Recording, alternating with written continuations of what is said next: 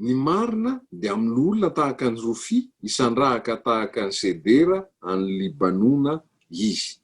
Fa misy zavatra anankiray ihany koa nefany izay ambaran'ny tenin'Andriamanitra eto amin'ity Salamo 2:10 tika ny 7:10 efa nambolena tao an-tranon'i Jehova izy ka maniry eo an-kianjan'Andriamanitsika.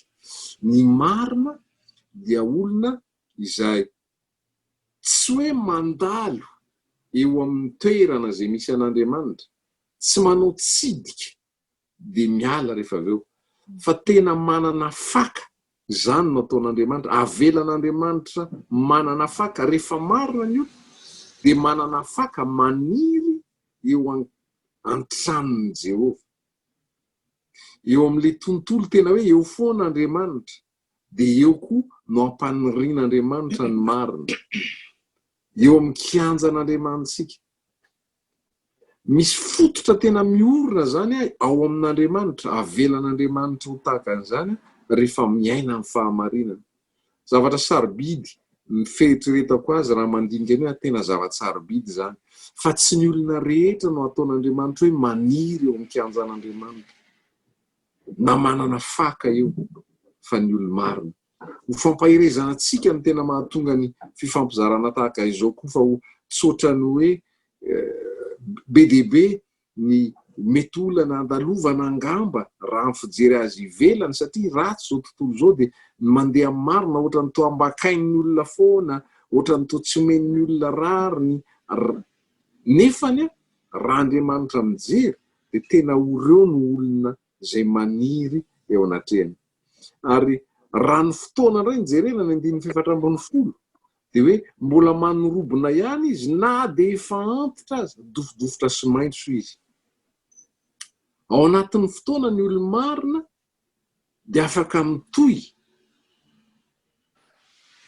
ao anatiny hoe mbola manorobona, le sarina hazo ihany zany io, afaka mbola mivelatra. Ny olona marina zany na dia efa mandeha aza ny fotoana dia mbola olona afaka ahitana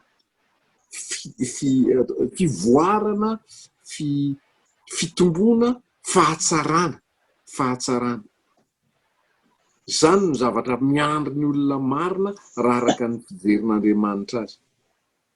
Dofodofotra sy maitso izy. Ny olona hoe mandeha ny fotoana dia raha ny olona mahavatana fotsiny aza dia miantitra, dia tsy dia matanjaka noho ny tamin'ny mbola fandro ny fahatan'ny rano, fa le olona mahamarina azy, ny fahamarinany izay ampiasan'Andriamanitra azy, dia voamaika aza lazain'ny ten'Andriamanitra hoe ohatrany toa voamaika miamaitso, mba hahatonga antsika koa hahalala fa izany no ampiandrasan'Andriamanitra antsika ao amin'ny firotsahana an-tsehatra amin'ny fahamarinana. Ary ny farany ny 1:10 mba hanambara fa mahitsy Jehova. Rehefa miaina amin'ny marina ianao, miaina amin'ny marina ka miaraka amin'Andriamanitra sy mijoro eo aminy sy mifikitra eo aminy sy manana faka eo aminy, dia tsy ilay hoe mijoro. Ny sary no ohatrany hoe le sary no ohatrany hoe fakana hazo mipetraka eo, fa rehefa tena dinihana ilay olona afaka mandeha, afaka manao zavatra hanambarana ny fahitsian'Andriamanitra. Zany no afatra entiny, zany no afatra ambarany. Na ambava io satria mitory-teny izy, na mizara, na miresaka fotsiny aman'olona azy, na amin'ny alalan'ny fihetsika sy fitondran-tena sy fiainana izay hitan'ny olona, tahaka ny epistily velona vakiana hoe tena marina io olona io, tena miaraka amin'Andriamanitra io olona io, tena maniry eo kianjan'Andriamanitra io, tena olona izay ataon'Andriamanitra tahaka ny hazo izay azo tsara io olona io. Hanambara ny fahitsian'i Jehova, zay no anisany koa hanamarinan'Andriamanitra antsika, satria raha vao miditra amin'ny famonjenitsika dia hamarinan'Andriamanitra, ary tsy vitany hoe hamarinantsika tamin'ny fanotana teo aloha dia no hamarinana, fa omeny fahafahana miaina, omeny hery ahafahantsika mandeha amin'ny marina sy makasitraka amin'ny marina, tia ny marina, makahala ny tsy fahamarinana, miady manohitra ny tsy fahamarinana azy. hanambara fa mahitsy Jehova, hanambara fa mahitsy Jehova. Dia ny zavatra anankiray ambarany farany hoe vatolampy ary tsy misy tsiny. Le vatolampy dia endrik'ilay hoe zavatra mafy azo anorenana.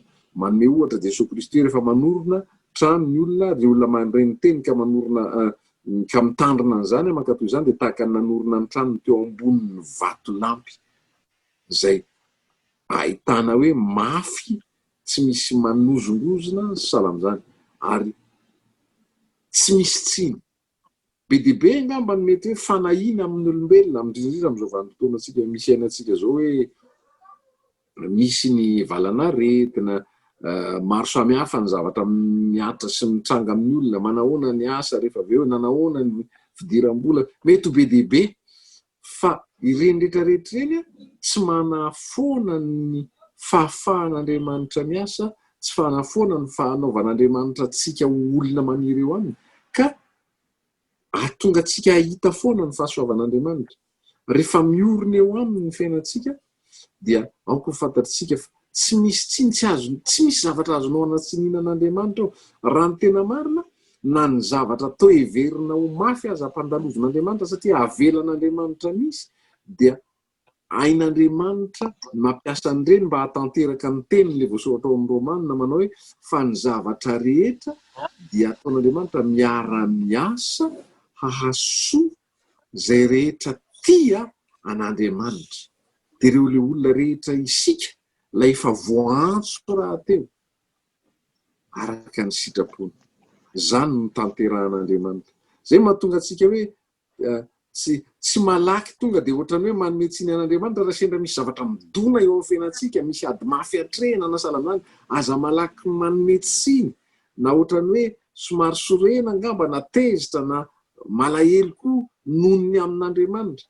Fa io zavatra avelan'Andriamanitra hitranga io an'ny olona izay maniry eo kianjan'i Jehova dia ataon'Andriamanitra zavatra hiara-iasa, fa ny tanjon'Andriamanitra dia izao zanany isika, karakarainy isika, jereo ny voromanidina, jereo ny voninkazo eny an-tsaha, fa ireny aza ataon'Andriamanitra tsara tarehy sy ny salan'izany, tsy mainka avaha isika hoy ny tenin'Andriamanitra. Jereo ny tsintsina ray ohatrinona mividy nefa reny aza dia tsy avelan'Andriamanitra hisy ho latsaka amin'ny tany akory raha tsy fa izay ny sitrapon'Andriamanitra. Misy sitrapon'Andriamanitra daholo ny zavatra mitranga amintsika, dia te-hampahiry antsika mba hijoro tsara amin'ilay fahamarinana na mafy aza, mety ho mafy ny zavatra andalovana an'izany, fa Andriamanitra izay momba antsika dia mampandresy antsika mandrakariva.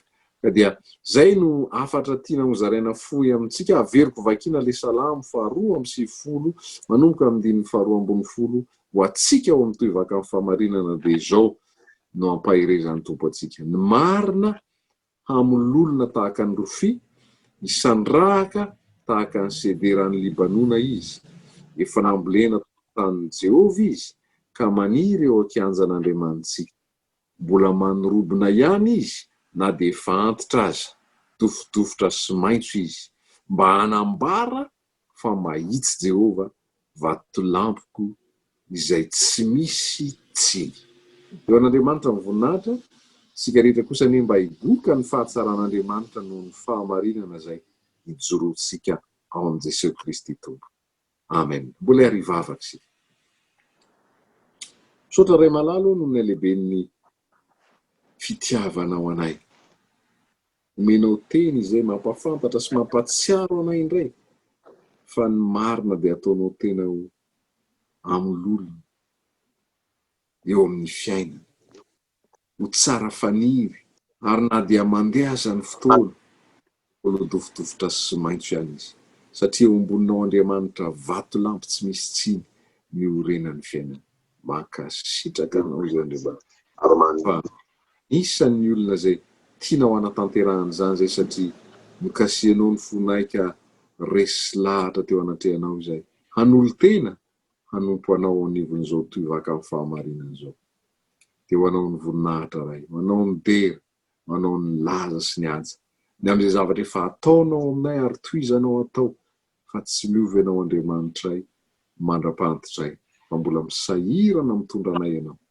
de mankasitraka anao izay de ho anao irerony dera ny laza ny aja sy ny saotra ary ny vonina